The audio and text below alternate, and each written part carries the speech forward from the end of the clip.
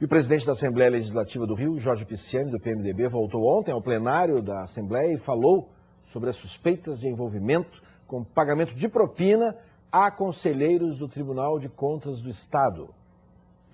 Durante quase meia hora, Jorge Pisciani deu explicações sobre os motivos que o levaram a ser conduzido para prestar depoimento na sede da Polícia Federal. Ele trazia o depoimento na mão, mas disse ter sido orientado pelos advogados a não ler o texto porque o processo está em sigilo de justiça. Eu estava ali para responder.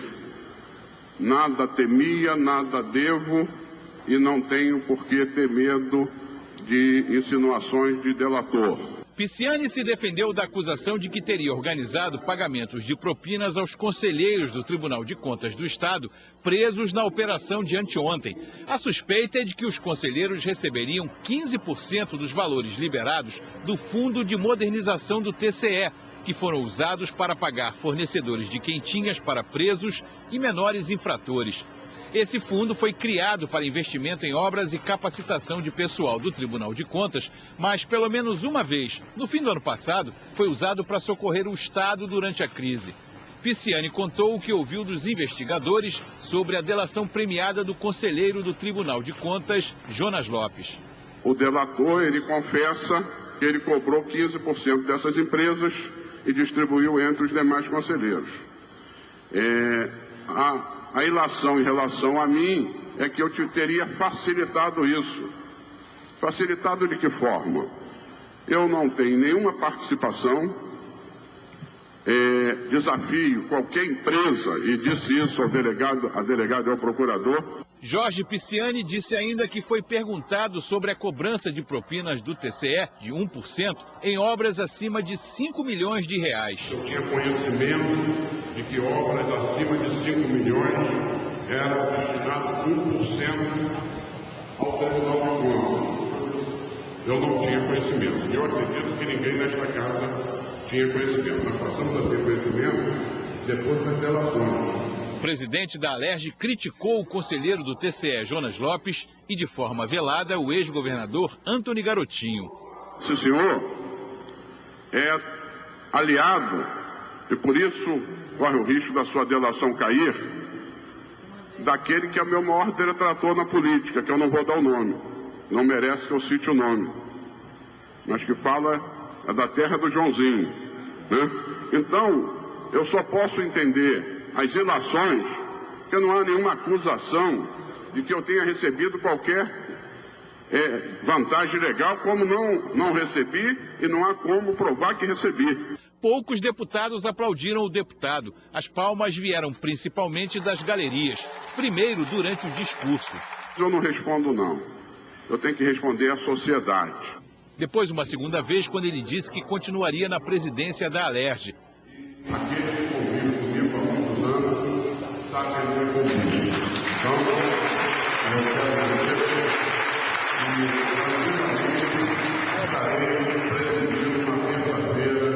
e também no fim do discurso. Eu nem considero que eu fui conduzido coercitivamente, até porque eu já tinha me colocado à disposição para fazê-lo, e se tiver outra necessidade, da mesma forma agirei. Queria agradecer, boa tarde a todos. Ao fim do discurso, o deputado Jorge Pisciani deixou o plenário e a Assembleia foi embora para casa. Com exceção da bancada do PMDB, que não quis fazer comentários sobre a defesa dele, parlamentares de outros partidos falaram sobre o pronunciamento do presidente da Assembleia. A condução coercitiva para cidadãos que não foram sequer intimados, eu acho, em primeiro lugar, algo que deve ser seriamente questionado. Em segundo lugar, queremos saber se haverá denúncia a ser oferecida contra o presidente, será aberto o processo. A partir daí, aí sim, eu acho que a Assembleia Legislativa terá que se preservar do ponto de vista institucional.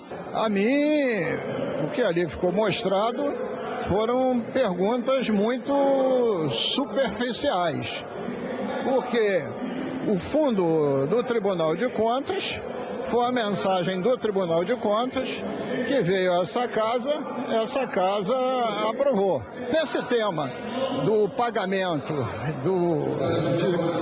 de faturas do sistema previdenciário, se teve propina, como foi agora dito, de 15%, é uma questão do executivo do Tribunal de Contas. O PSOL manteve o posicionamento de pedir o afastamento do deputado da presidência da Assembleia durante as investigações. Olha, ele apresentou a justificativa dele, né? Ainda tem muita história a ser contada, segundo ele mesmo, na medida que se tome conhecimento do teor do inquérito que está existindo. Então, eu acho que aquilo dali não tem nenhum significado, pelo menos no sentido de fazer o pessoal mudar a sua posição. Nas galerias, servidores mostraram cartazes com críticas a Jorge Pisciani e aos conselheiros do TCE. Olha, o importante é que tem que saber que o que vale mesmo é o que está sendo apurado na Polícia Federal. O presidente da Assembleia também falou sobre a relação dele com Leles Teixeira, presidente da Federação das Empresas de Ônibus do Rio. É que a Polícia Federal está investigando o pagamento de propinas das empresas aos conselheiros do tribunal.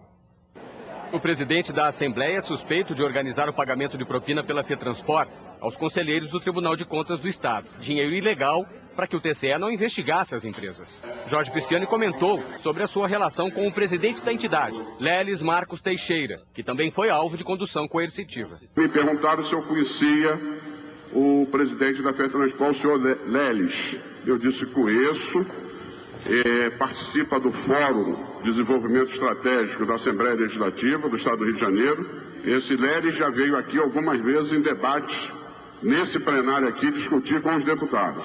Né? Mas não tem nenhuma relação que não seja essa institucional. A FETransport é uma federação que reúne 10 sindicatos de empresas de ônibus no estado, responsáveis pelo transporte urbano, interurbano e de turismo, além de fretamento. São 200 empresas que respondem por 81% do transporte público regular no estado.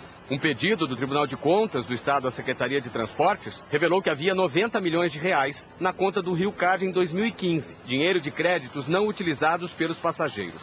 No fim de 2016, uma emenda do PSDB propôs que esse dinheiro fosse depositado nas contas do Estado. A proposta foi aprovada pela Alerj e vetada pelo governador Luiz Fernando Pezão. Quando nós votamos aqui a lei do bilhete único, nós teríamos favorecido as empresas. Não, pelo contrário. Em relação à lei do bilhete único votado aqui para diminuir subsídio, não. Isso está na imprensa, mas não está nas perguntas a mim formuladas. A família de Jorge Pisciani tem outras relações com o setor de transportes. Um dos filhos dele, o líder do PMDB na Alerj, deputado estadual Rafael Pisciani, foi secretário municipal de transportes do Rio. À frente da pasta entre 2014 e 2016, Rafael Pisciani trabalhou na implantação do sistema BRT e de um projeto que gerou muita reclamação da população, a mudança de várias linhas com a chamada racionalização dos ônibus. Rafael Pisciani deixou a secretaria sem conseguir colocar ar-condicionado em todos os ônibus da cidade. Hoje, só 48% dos ônibus têm ar. Se tem um setor que é pouco transparente, é esse setor de transportes aí de ônibus. A FETransport negou envolvimento em práticas ilícitas. Declarou que no curso da investigação será comprovado que nenhum integrante da entidade participou de qualquer irregularidade, segundo a FETransport.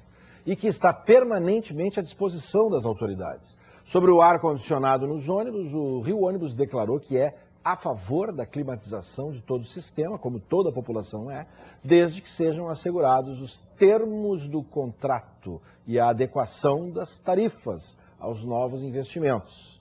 Nós não conseguimos falar com Rafael Pisciani. E 4 dos 5 conselheiros presos na operação da Polícia Federal já estão em Bangu 8. É a mesma unidade onde está o ex-governador Sérgio Cabral. O vice-presidente do TCE, Domingos Brazão, e os conselheiros Marco Antônio Alencar, José Nolasco e José Gomes Graciosa, assim como o conselheiro aposentado Aloysio Gama de Souza, estão presos na cadeia pública Pedrolino de Oliveira, conhecida como Bangu 8, a mesma unidade onde está preso o ex-governador Sérgio Cabral. O presidente do tribunal, Aloysio Neves, está em prisão domiciliar. Em 2009, denúncias de corrupção dentro do Tribunal de Contas do Estado levaram a Assembleia Legislativa a abrir uma comissão parlamentar de inquérito. Em 2010, o relatório final da CPI trouxe uma série de recomendações, como o afastamento do conselheiro José Gomes Graciosa e o aprofundamento das investigações contra o conselheiro Jonas Lopes. No mesmo ano, o órgão especial do Tribunal de Justiça anulou os atos da CPI pelo mesmo motivo que impediu os deputados de ouvir os conselheiros. Os desembargadores consideraram que os parlamentares estaduais não tinham competência para julgar os conselheiros do TCE. A decisão foi seguida pelo Supremo Tribunal Federal. Nós não conseguimos contato com as defesas dos conselheiros, nem com a do presidente do Tribunal de Contas do Estado. 6h41 é hora.